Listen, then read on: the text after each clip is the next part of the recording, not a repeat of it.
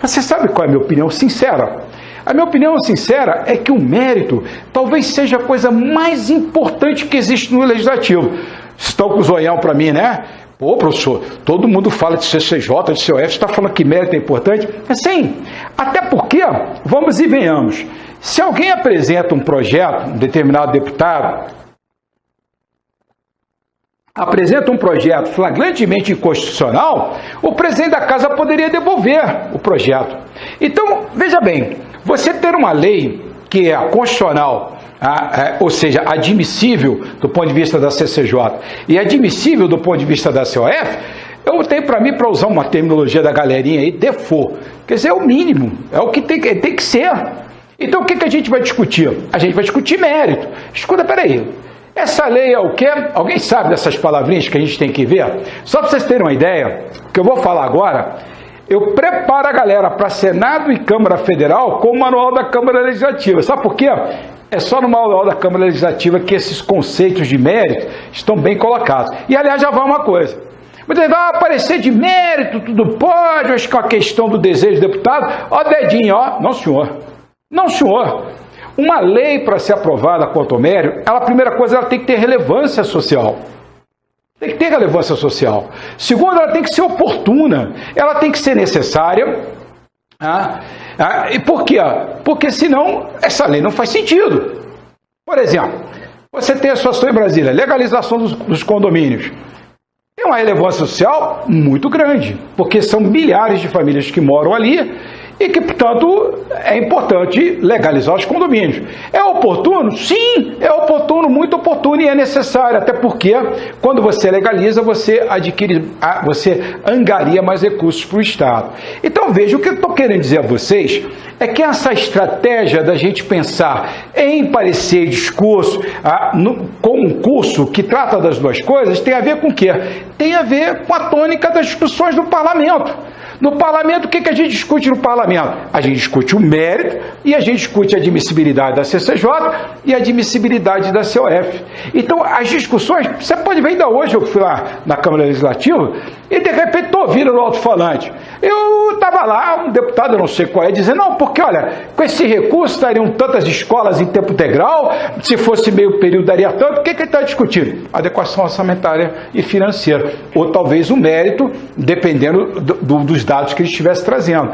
Então, a questão de você pensar no discurso e pensar no parecer lado a lado, tem a ver exatamente com a tônica das discussões dentro do parlamento. No parlamento nós discutimos o quê? A admissibilidade, a constitucionalidade, juridicidade, legalidade, redação parlamentar. Discutimos também a adequação orçamentária e financeira, se contraria a LOA, LDO, LRF, né? E discutimos também o quê? O mérito, oportunidade, conveniência, necessidade, relevância social, implicações, variáveis determinantes da lei e implicações decorrentes. E aí vem uma outra coisa. Qual é a função, então, do discurso? O discurso, vocês têm que entender uma coisa. No comércio, a gente tem um hábito de dizer assim, a gente compra mais pela emoção do que pela razão. E o discurso, qual é a função do discurso? A função do discurso é vender aquela matéria pela emoção.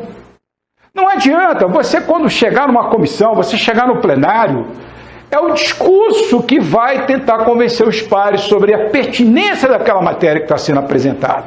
Então, quem acha assim que, não, porque o discurso e tal, está errado. Quem acompanha a vida parlamentar de Brasília e do Brasil, já deve ter ouvido falar quando o Pedro Simão ou o saudoso Jefferson Pérez falava, é aquela velha história, todo mundo parava. São oradores, ou um saudoso Santiago Dantas, que eram capazes, às vezes, de reverter uma tendência de plenário. Por quê? Porque tinham a capacidade de fazer um discurso que tocava a emoção das pessoas que estavam ali, tinha uma capacidade de convencimento muito grande. Mas cuidado com isso. Por quê? Discurso não é só retórica. Não é só falar bonitinho. né? Colocar uma gradação, uma antítese, um chamamento, fazer um bom exórdio e uma boa peroração. Negativo. O discurso do parlamento de hoje, para convencer, ele tem que ter robustez de dados técnicos, ele tem que ter robustez de argumento. Então, é por isso também que eu já falei em alguns vídeos do nosso canal YouTube, e lá também na página, né, do redaçãoaplicada.com.br, que é preciso estudar as matérias da agenda legislativa do Distrito Federal. Por quê?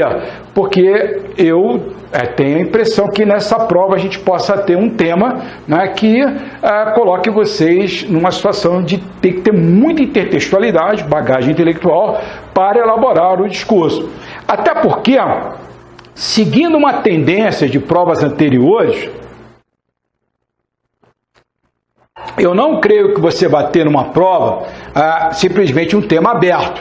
A minha expectativa é que você tenha provavelmente tópicos sobre os quais você tem que tratar no discurso, e eu acho que, se não for assim, vai ter um texto motivador que provavelmente também vai servir para você levantar no texto motivador os tópicos que precisam ser tratados no discurso.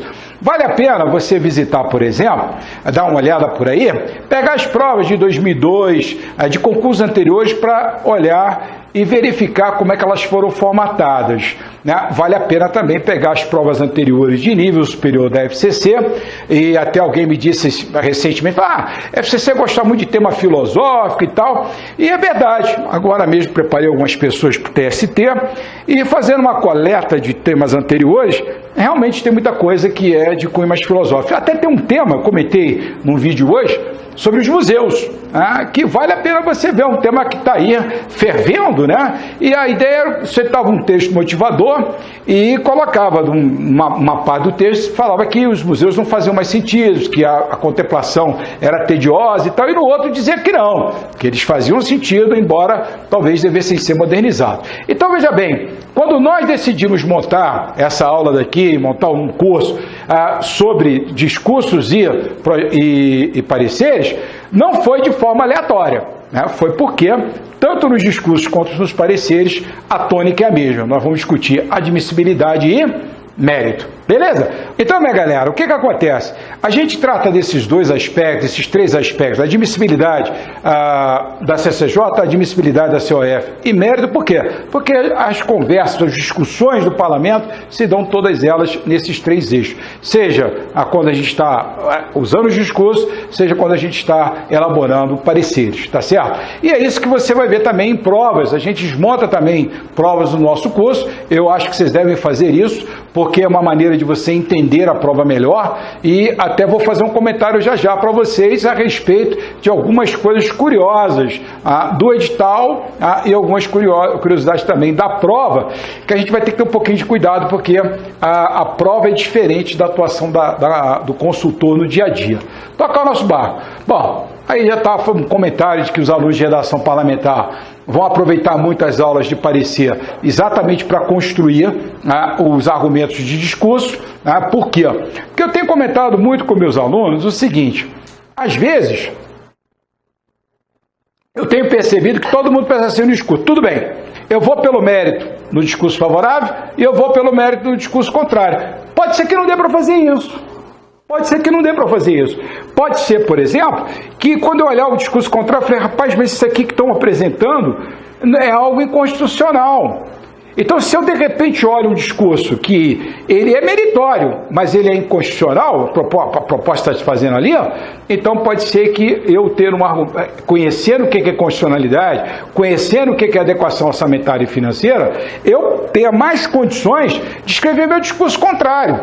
Por exemplo, outro dia eu dei um exercício aqui para meus alunos, disse assim, olha, determinado deputado oriundo da Polícia Civil, da base Polícia Civil, resolveu apresentar um projeto de lei equiparando os vencimentos da Polícia Civil aos vencimentos da Polícia Federal. E mandei bravo, falei assim, agora vocês façam um parecer, eu fiz assim bem aberto, porque na FCC a gente tem que ter um certo cuidado. Por exemplo, o ideal é que o cara vai colocar um projeto de lei com justificação bonitinho para você fazer o parecer. Mas eu já vi em outras oportunidades você fazer um texto motivador, dizendo, como eu fiz aqui agora, um determinado deputado ligado às bases da Polícia Civil apresentou um projeto de lei na Câmara Legislativa equiparando os vencimentos da Polícia Civil ao da Polícia Federal. Né? Argumentou que é uma tradição, avalie a admissibilidade dessa proposição e avalie o mérito. E poderia também o seguinte, faça um discurso favorável a essa proposição e faça um discurso contrário, não é verdade? E o que aconteceria? Quanto ao mérito, eu acho muito difícil que você vá querer dizer que eles não mereçam ter um reajuste e tudo mais. Mas quem conhece minimamente a questão da admissibilidade sabe que, lamentavelmente, nem o deputado, nem o próprio governador não pode conceder esse reajuste. Por quê? Porque, nos termos da Constituição, a Polícia Civil do Distrito Federal, ela está no âmbito de competência federal. Né? Ele pode até sugerir, mas esse projeto tem que ser aprovado no Congresso Nacional. Então, veja, você poderia, em termos de discurso, olha, é louvável a iniciativa do deputado, porém, esbarra no ordenamento jurídico em vigor. E não precisa nem dizer que alguém que tem essa percepção na hora de uma prova, ele fica com um trabalho bem mais fortalecido do que aquele que fala, eu tentei argumentar contrariamente, no mérito aí, eu acabei sentindo que o argumento não ficou legal. O pessoal de discurso precisa entender de admissibilidade também. Por quê? Porque essa pode ser uma porta extremamente importante na hora da prova.